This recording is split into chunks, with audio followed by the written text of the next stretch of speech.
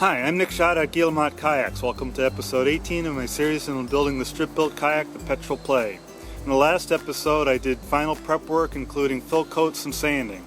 In this episode, I'll varnish, and varnish again.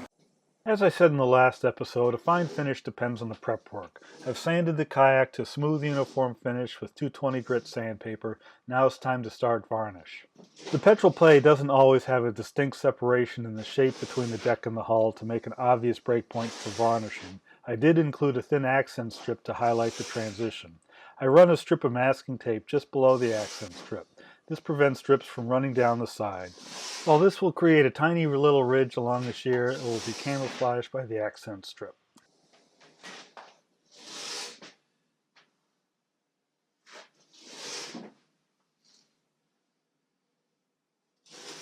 Running a strip of masking tape is an underappreciated skill in itself. It takes practice to stretch a smooth, unbroken strip along a curved line. I hold one end stuck in place with my left hand, then pull out a length with my right hand, extending it down the feature line. As I press the tape down with my left hand, I continue to steer with my right hand to keep the upper edge aligned with the accent strip.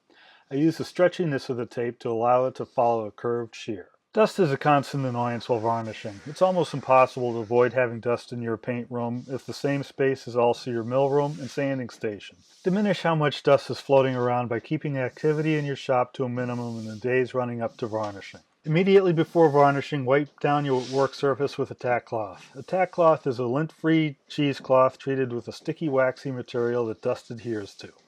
I wipe the cloth over the surface, moving in one direction so the dust I picked up at the front of the cloth doesn't get spread down again by making it the back of the cloth.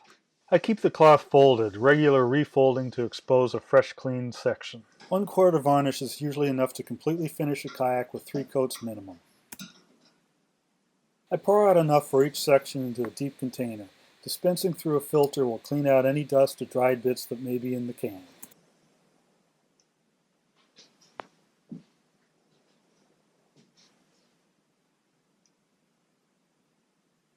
My system for applying varnish is the same as I described for epoxy fill coats. I work on small sections at a time. The staple holes delimiting 1-foot sections are a good reference. After saturating the brush, I use heavy horizontal or lengthwise strokes to get material out of the brush onto the boat. This wet surface is then evened out with lighter vertical strokes to smoothly distribute the finish. Finally, more horizontal strokes with just the tip of the brush, pop bubbles and flow out brushing lines. Then I switch sides and repeat. By hitting edges such as the stem and grab loophole first, I'll brush out any drips created as I proceed.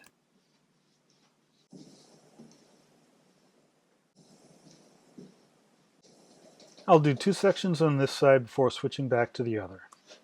Varnish dries very quickly. If you try to extend a section that's already dried a bit, you'll leave a noticeable bump. The phrase maintaining the wet edge refers to the task of always extending areas while the previous section is still wet enough for the 2 sections to blend together smoothly. This means you need to work fairly quickly and keep switching sides. Again, the first pass on a section is about getting varnish out of the brush onto the boat. I press hard enough to squeeze finish out of the foam. The second pass is about distributing the varnish evenly. Moderate pressure on the brush helps move material from wet spots and apply it to dry spots. The last pass is really about lifting up excess varnish. A light touch allows the foam to soak up thicker areas as it pops the bubbles. Here's a 1-foot section being done in real time with no cuts. Since I'm systematic about it, it takes me about 17 seconds to do this section without being rushed.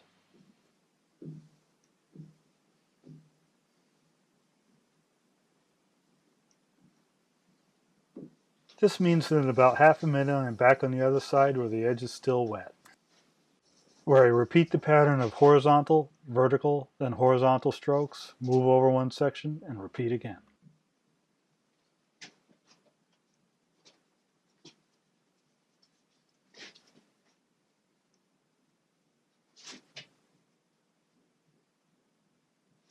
Varnishing is not the time to stop and answer the phone or go eat a sandwich. The best results happen when you start and keep on going until you're done.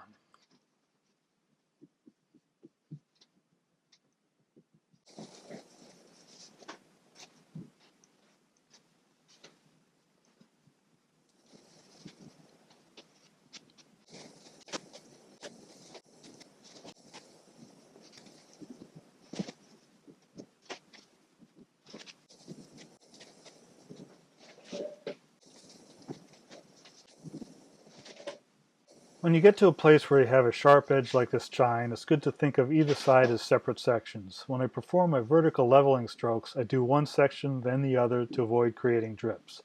If I were to drag my brush across that edge, it would scrape additional varnish out of the brush.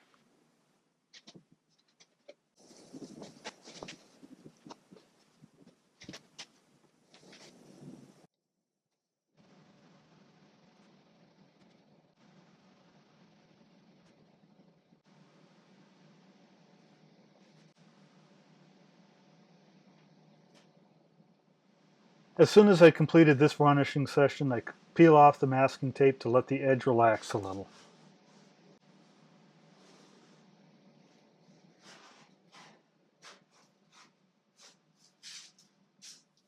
Later the same day, the hull coat's dried sufficiently that I can flip the boat over and apply a coat to the deck. I wipe the boat down with a tack rag and apply masking tape to the shear line. I probably should have waited with the tack rag until after taping, but in these early coats it isn't that critical. Think of this as practice.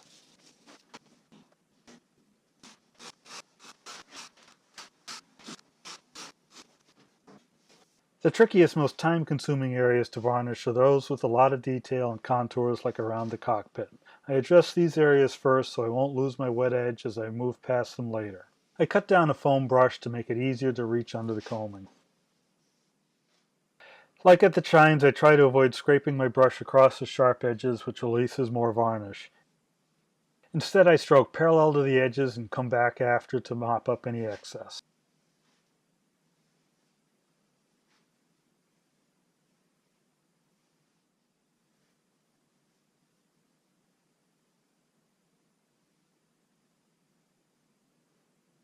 Unlike what I'm doing here, it can help to work from the inside out so you don't end up leaning over sticky wet varnish.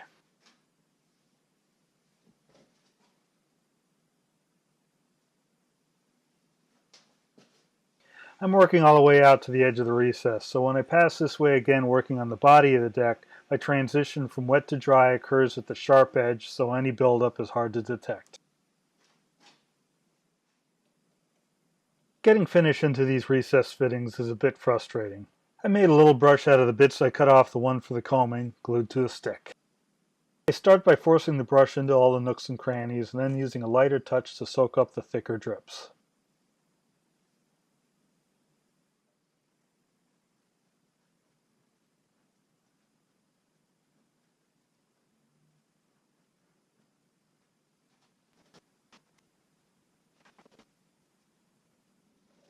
Once the details are dealt with, it's back to systematically working from one end to the other, 1 foot section at a time.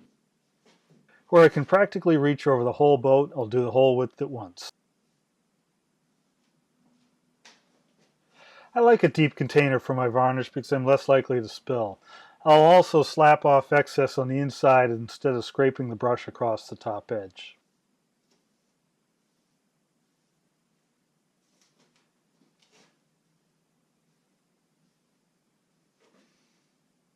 As the kayak gets wider, I revert to working on 1/2 at a time.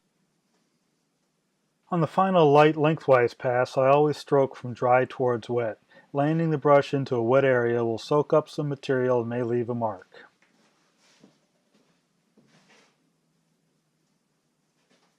I overbrush from one side onto the other to blend the sections together. My final tipping pass extends beyond the newest section into the prior sections.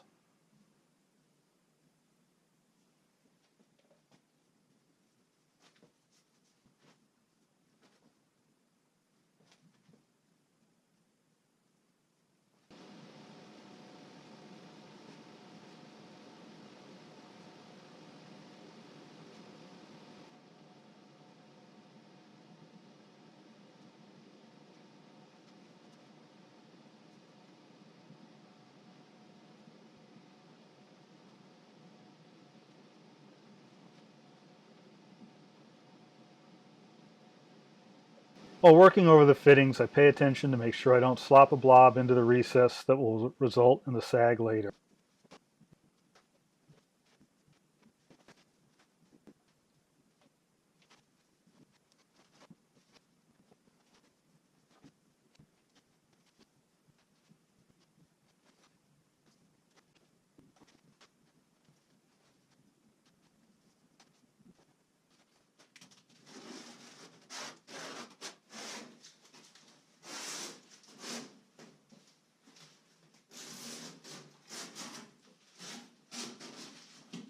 I often forget about separate parts like the hatch cover. I stick a loop of tape to the bottom to make it easier to hold.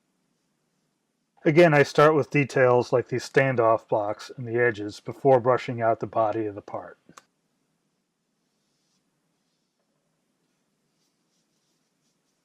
Working around the fiddly bits as best I can, I first apply the varnish, then level it out, and tip it off.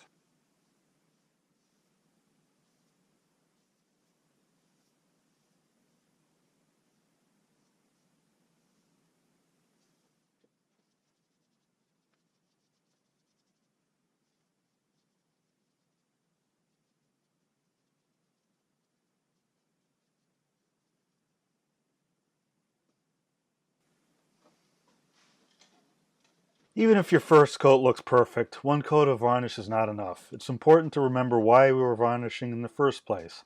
Ultraviolet breaks down epoxy. Varnish protects epoxy from UV. We need more than one coat to get good protection. For the next coat to stick well, we want to rough up the surface of the prior coat. We could sand the surface, but this can remove a lot of varnish. I like to use abrasive scouring pads such as a Scotch-Brite to degloss the surface. It doesn't remove as much of the protective varnish while giving a good tooth for the next coat. The scouring leaves some dust which I vacuum off, then follow up with a tack cloth. Once again, I tape off at the shear line. I always run the masking tape below the accent strip so I get an overlap between the hull and deck coats. The final appearance of your varnish is primarily a function of how well you do your last coat. This means that a few mistakes in these early coats probably won't mess up the looks of your finished boat, but take these early coats as an opportunity to practice. My typical workday while varnishing is to degloss everything in the morning, then varnish the hull immediately. After dinner I come back into the shop and varnish the deck. The same ritual every time. Tack cloth, masking, working on the details, coat the body of the deck, then hit the hatch cover. The purpose of deglossing is to give the existing varnish some tooth so the next coat will stick well. With these first few coats I'm trying to build up some thickness with the varnish. The abrasive scouring pad doesn't really remove much material, and it doesn't level drips or remove dust picks. It just roughens the surface enough so new varnish will stick.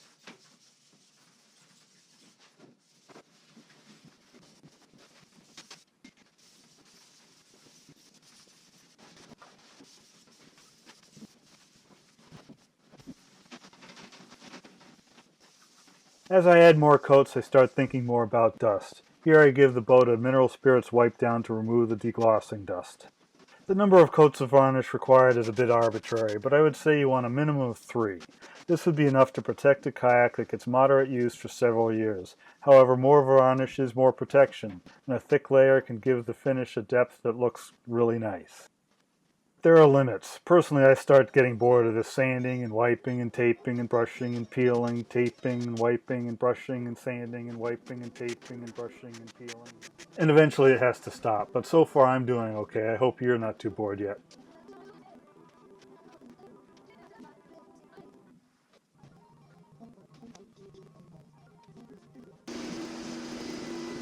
After 3 coats, the surface started to accumulate some bumps and drips. To help level out the finish, I'm switching to sandpaper instead of the scouring pad. Sandpaper more aggressively cuts off the high spots to return it to a smooth surface.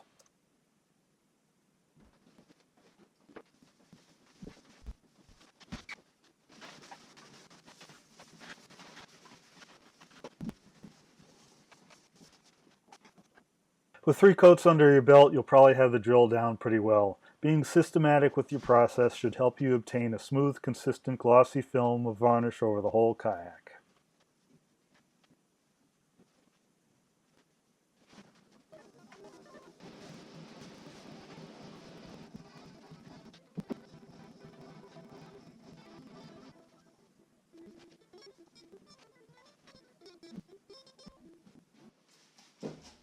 This will be my final sanding before the last coat of varnish. I'm wet sanding because it doesn't gum up the paper quite as quickly and the water lubricates the surface to help cut faster. It is a bit messy, so I don't use water all the time. Apparently using a spray bottle of water like this is actually called damp sanding instead of wet, but the principle is the same and it's easier than having a hose running in my shop. Like power sanding the epoxy in previous episodes, I'm not touching the corners with the hard block. I hold the block flat against the large surfaces so I don't burn through the varnish. The fine corners will be touched up later. The water beads up when it first hits the varnish. As the surface gets scratched up, the beads disappear.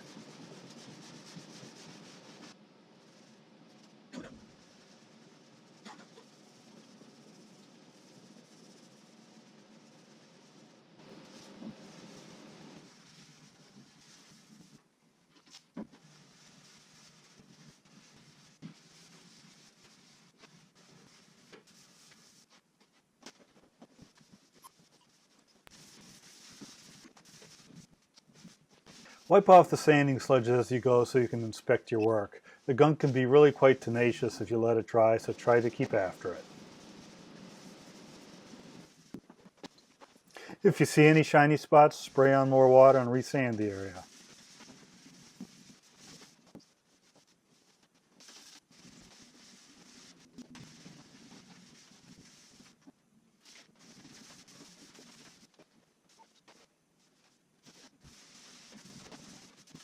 When the kayak's all sanded out, I wipe it down with water.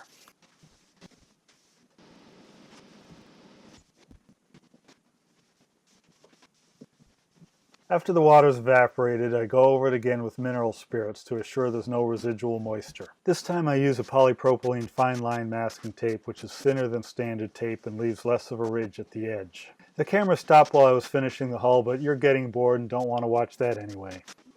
So I'll make you watch the deck. The process is the same systematic left-right, up-down, left-right, move to the next section work you've been watching for the last 15 minutes. After 5 coats, you should be pretty good at it. In the next episode, I'll be fitting out the kayak, making it ready for use. As this series is winding down, I hope you're learning a lot about how to make a strip-built kayak. There's always more information I have to share. If you'd like to see other builds in the future, please let me know. The easiest feedback you can give me is to hit subscribe, like this video, and share it with your friends. Until the next episode, thanks for watching and happy paddling!